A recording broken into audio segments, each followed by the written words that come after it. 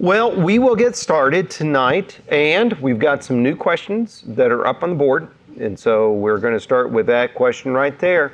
And the question is, in Revelation chapter 21 and verse 1, how should we define the word earth, and why isn't there any sea? Okay, so let's just flip on over to Revelation chapter 21. And let's take a look at the verse.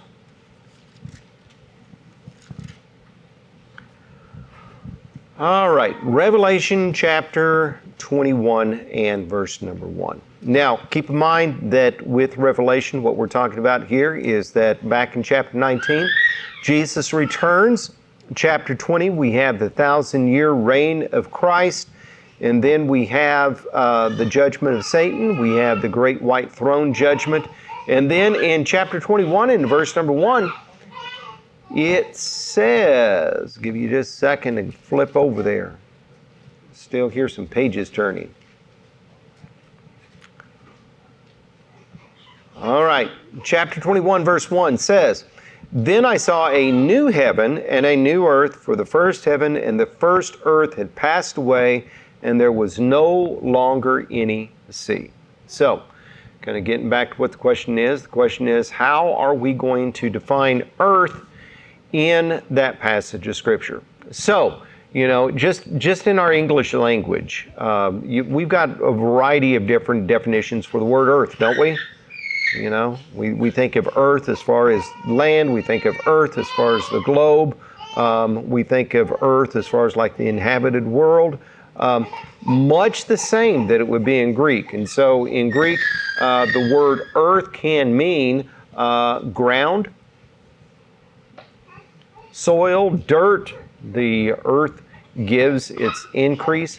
The word earth can also mean like the mainland, as opposed to the sea. And so, if you're on a boat, sea, and you go and you land, you're on this word earth. By this way, we're talking about this Greek word that's pronounced gay. And so here is, the different definitions that a Greek lexicon is going to give. The word earth, it's going to be talking about the globe that we live on. Okay, the planet Earth, or just simply, all-encompassing land. And another way that this is used in the New Testament is that it can mean a country, or a region of land. If something goes out all over the whole earth, it may not be all over the globe, but it may be within, the known earth or known land or something like that, okay? And so here we've got all these definitions to kind of pick from with this verse. And so if you look at this verse, you notice that it says that there is this new heaven and a new earth. And so does it make sense to you that we need to define the word earth as far as the context goes by defining heaven? This is kind of the way that context works. Oftentimes we talk about the context of a verse, What that means is that we try to figure out, what little bitty things mean in the bigger picture, but we can also kind of define things as far as looking at it individually. And so when we talk about this word heaven, we're really talking about three different options here. First of all, there is the option of the sky, and then there is the option of space, like outer space, where Mars is. And so, I guess because we're talking about,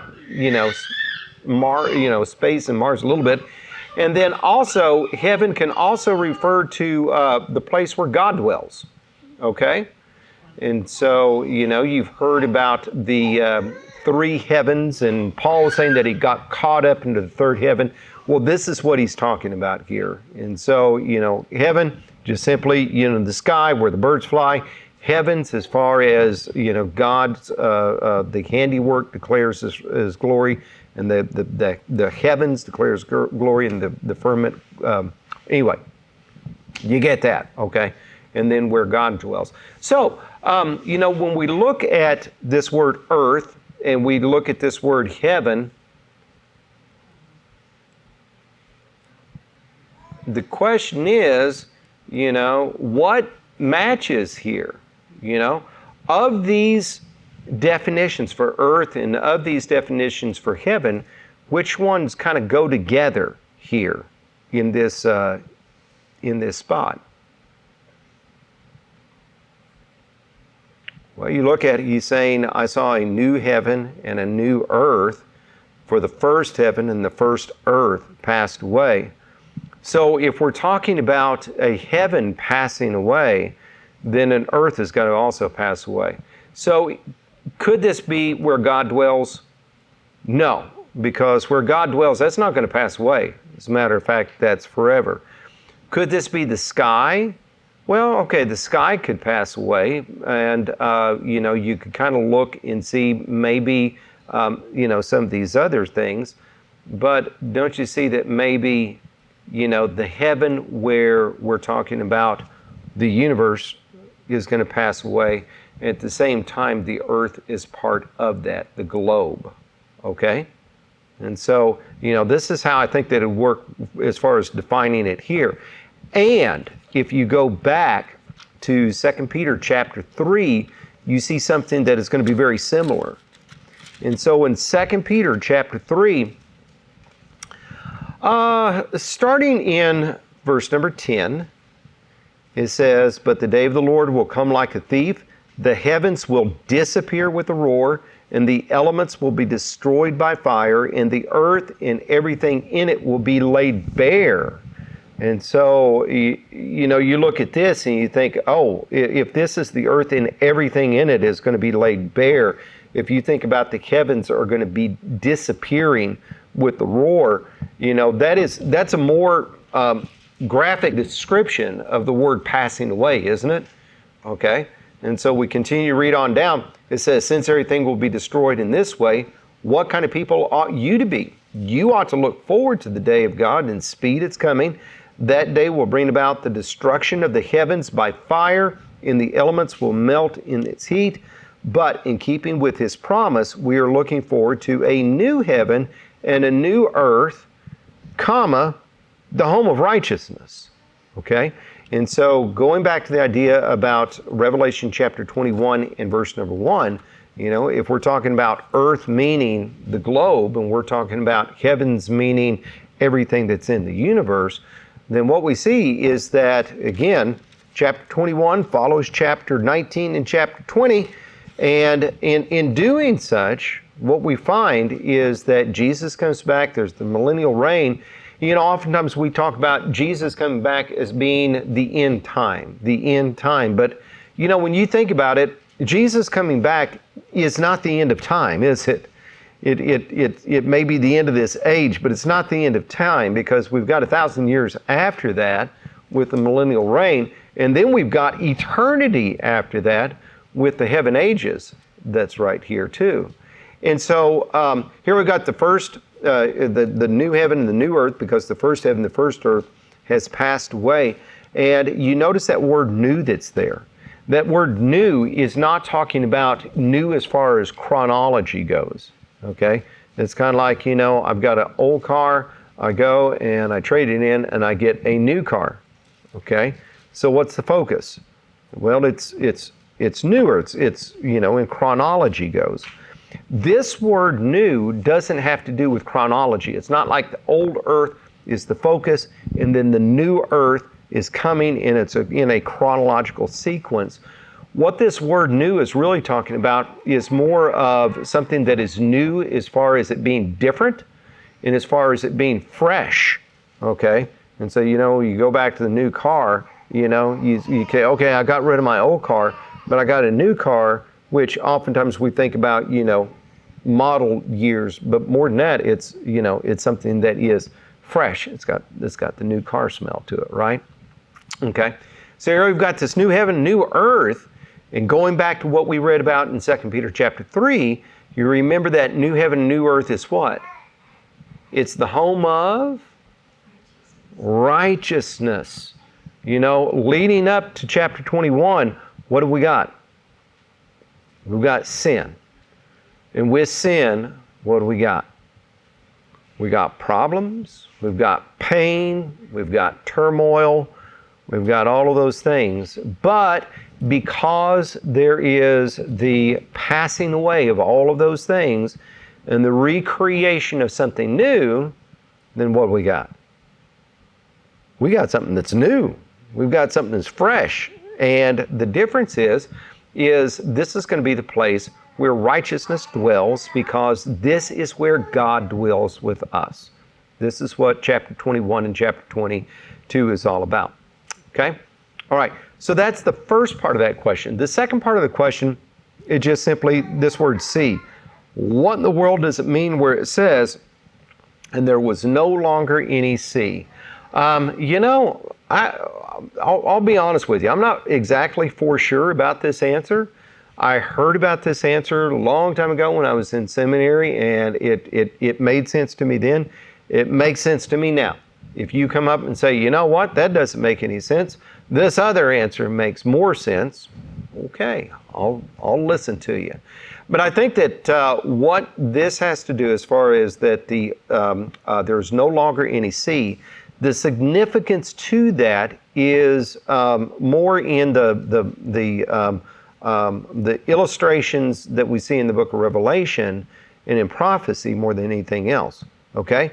When we go back to Revelation chapter 13, and Revelation chapter 13 is where we are introduced to the beast in very descriptive terms. Anybody remember what the beast is?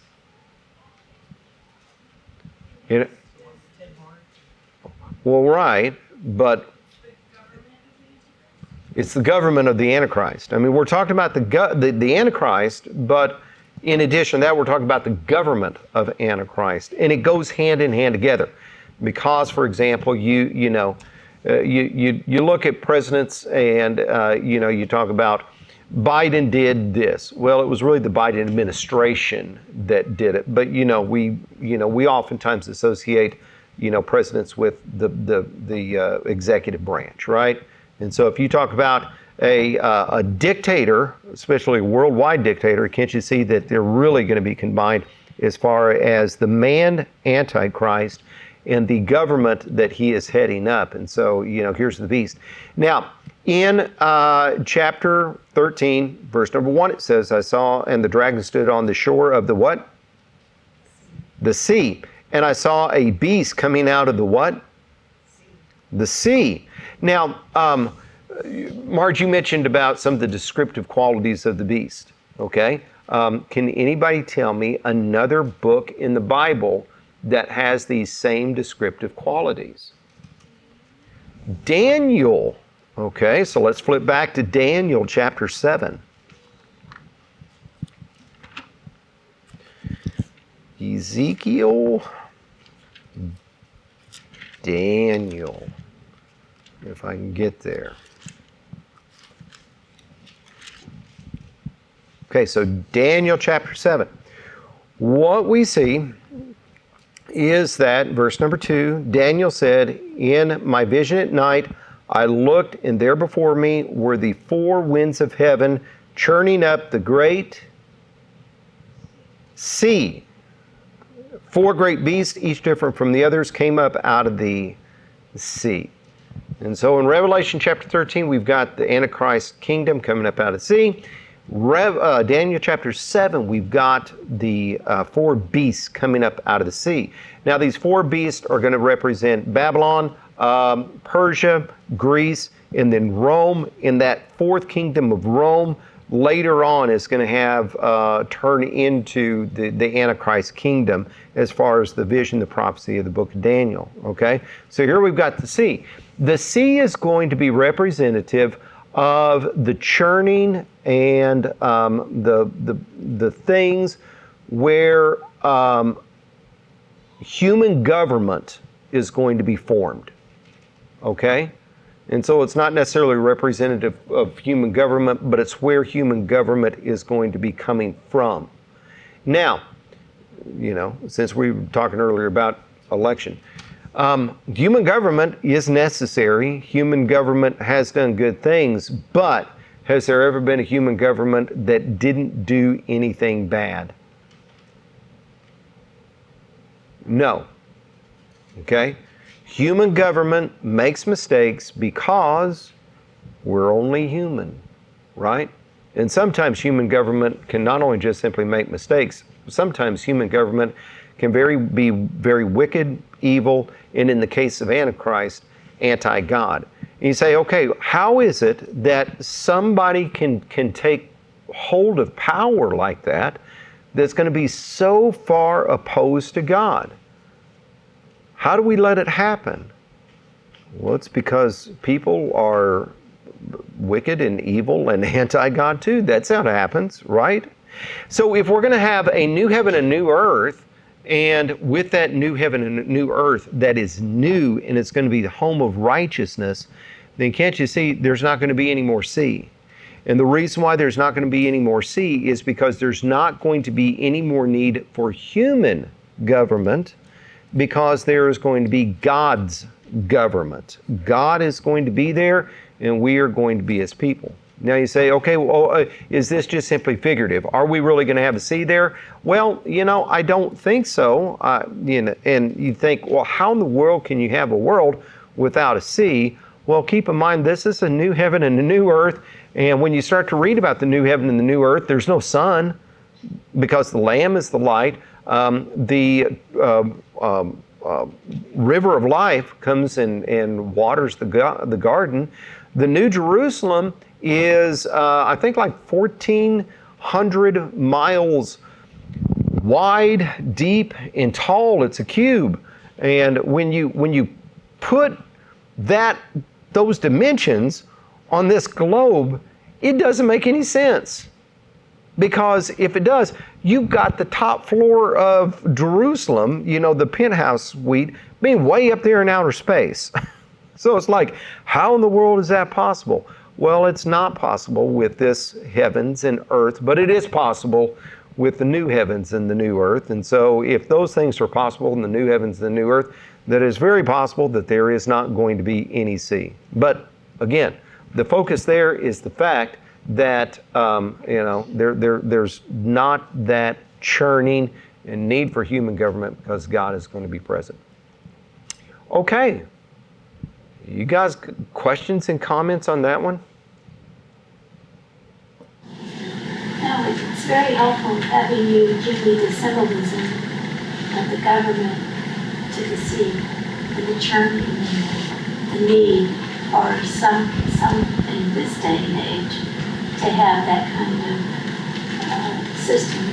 Well, I mean, when you look at this day and age and you see everything that's going on, and I mean, are there times that you just sit back and think, how in the world is this even possible? How in the world is it possible that a terrorist organization goes and attacks another country and murders thousands of citizens, kidnaps hundreds, rapes, murders, tortures innocent civilians, and yet somehow they're the victims? There's times that things just simply get turned right on the head. And you just have to wonder and say, how is it that people can just, think what they think? Well, it's because there's somebody else that's controlling it, influencing it. Okay. So it's nice to know, hey, wait a minute, there is an end. And this end in sight is a great and glorious end.